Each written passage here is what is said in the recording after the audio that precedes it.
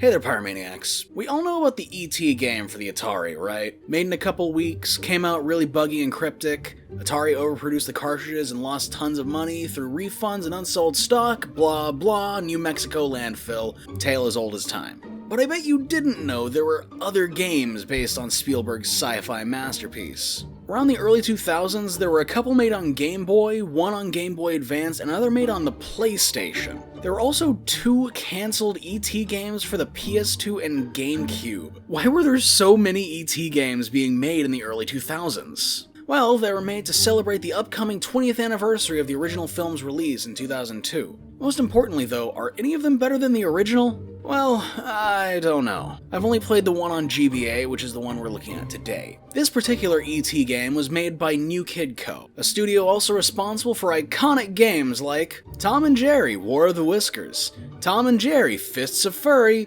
and Tom and Jerry, The Magic Ring. So yeah, this is your typical licensed shovelware developer, which is a great sign right off the bat. The game roughly follows the events of the movie, starting off with you playing as E.T. after getting dropped off in the middle of nowhere with no direction to collect random objects. Yep, it's a collectathon, just like the original. Actually, there are technically 2 types of levels in this game. Ones where you wander around aimlessly around a massive overworld collecting some specific item, or ones where you wander aimlessly around a massive overworld until you find the end.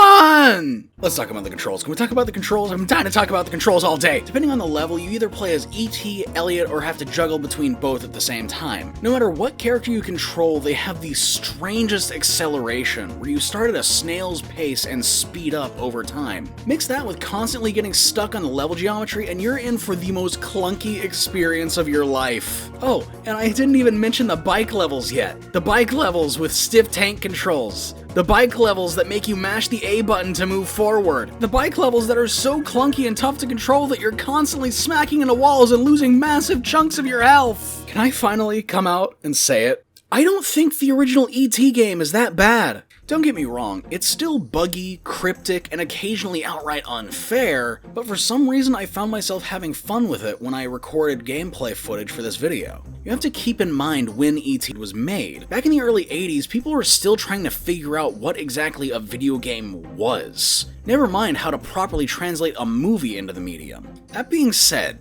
this game was made nearly 20 years later. By this point we had Zelda, Sonic, Doom. Freaking Halo was right around the corner. I know this was a low-budget license title to cash in on a movie's anniversary, but I've seen tons of studios in the exact same boat make some seriously great games. Thanks for watching.